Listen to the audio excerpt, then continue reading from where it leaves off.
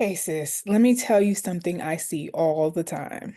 Brilliant Black women founders who are talented and passionate and ready to build their business, and they're investing in themselves and their business with coaching and courses and really trying to level up as entrepreneurs. And so they purchase these programs or these coaching packages, they join the program, they sign up, they're hyped. Fast forward 3 months, they're frustrated, confused, or worse, they feel like they have failed. Um, and really, they just got played. And I've been watching this happen for 9 straight years of this work. Women come into Sistahbiz in tears with receipts from high ticket coaches and nothing to show for it. And so today, I really want to talk about why that keeps happening. But let me be clear before I get started. This is not about throwing shade at any particular coach or any coaching style.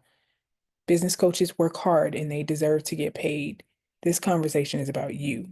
And it's about the real reasons why so many Black women entrepreneurs are spending thousands of dollars on coaching and walking away with nothing but a binder, a broken heart, and no business growth.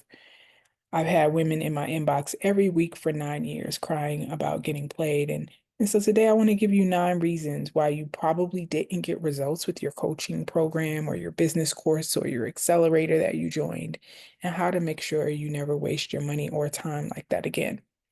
Before we get started, though, go ahead and tap on the bell so that you don't miss a single strategy drop from our podcast episodes, and make sure to subscribe. All right, so let's get into it. So the first reason why I see a lot of folks who feel like they didn't get anything out of a high ticket coaching program is because they weren't really clear on what they were trying to solve. You probably didn't need a coach, you probably needed clarity, but you got distracted by a shiny sales page and a silver bullet. You weren't even clear on your root problem. And so instead of you being able to solve that problem in your business, you just kind of wanted to buy whatever looked like a quick fix. And sis, when you don't know what you're solving for, every offer sounds like the answer. Coaching works best when you come in with a vision for your business and an understanding of your business and a willingness to be a part of the diagnostic process. It's not going to come when you're expecting the coach to figure it all out for you, even when they have a lot of knowledge and a great framework. And so you really want to think about like that before you head in. And then when you join a program that isn't necessarily built for your stage of business, that also is an issue. And so you didn't get results because the program wasn't even designed for where you are right now in your business. Maybe it was made for someone scaling to 7 figures and you're still trying to build your first consistent 5K a month. Or maybe it's focused on team building and you haven't even nailed your offer.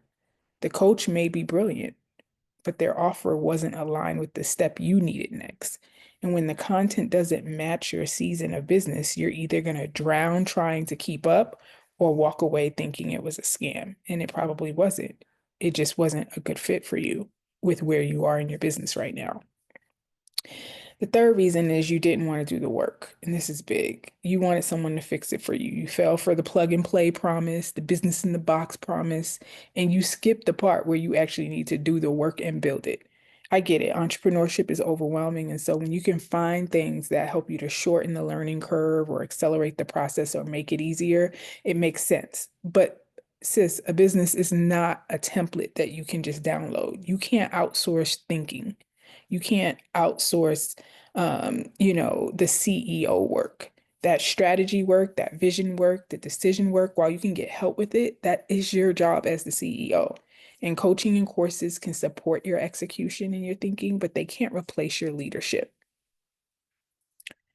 The next reason why I see a lot of folks get nothing out of their coaching experiences is because they were chasing the high.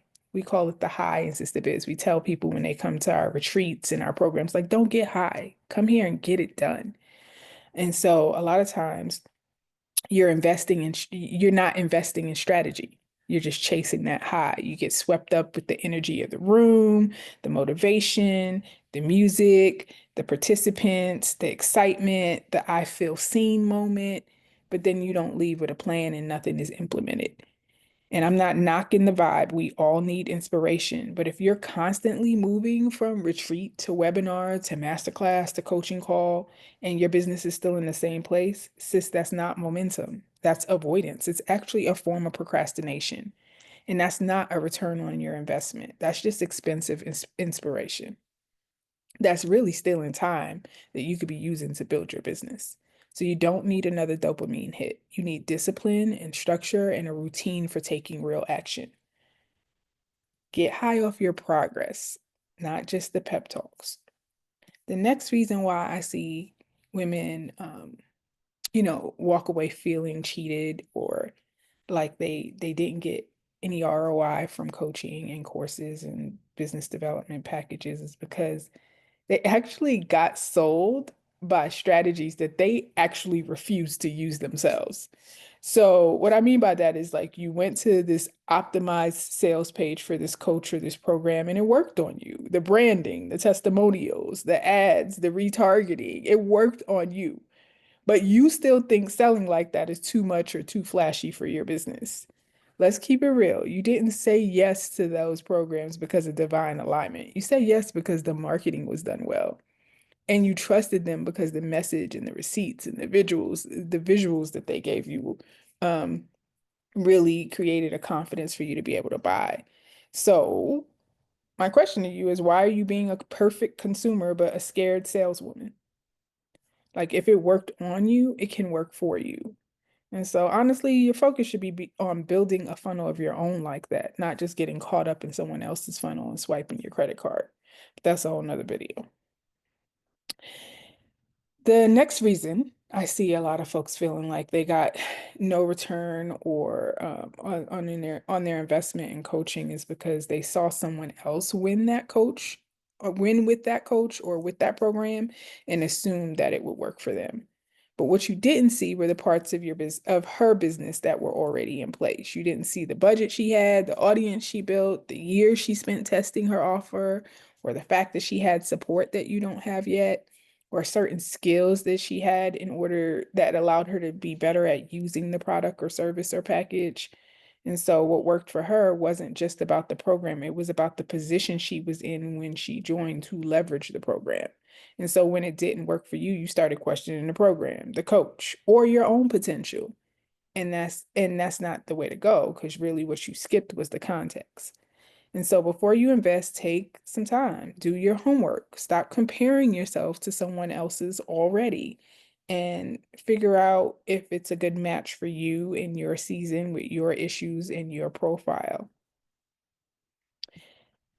The next issue is I see folks who don't know how to get an ROI from a program. And so it's a solid program and you probably could benefit a lot from it more than what you did, but it was really more about your engagement and participation. You signed up and showed up and then hoped for magic, but you didn't really leverage the experience. You sat in a room, but you didn't work the room. You didn't ask the right questions. You didn't take up space. You didn't speak up during Q&A. You didn't get clear on what support you needed or who could offer it. And sometimes the opportunity to collaborate or promote your work or connect with someone who could open a door are other ways that you benefit from these programs, and they're right there in front of you, but you shrink. And so when that happens, you don't get an ROI. So you got to go in these places with a strategy for not just the content execution, use of the program, but also for visibility and engagement and other types of outcomes. And so you got to get out your head and really strategize and game plan ROI before you begin a program. Really set that intention so that you get the most out of the program. The next reason why I see a lot of folks, this is actually really, really common. A lot of folks not getting benefits from the programs they join is because their purchase is emotional and not strategic. They're frustrated or tired or overwhelmed and or maybe they're seeing everyone around them is winning and they're finally starting to feel like when's my turn and my time and my turn. And so you buy the dream instead of checking the fit. And you're reacting to sort of this pressure to succeed versus responding with a plan. And I get it. It's easy to feel stuck when your business isn't moving fast enough or in the direction that you want.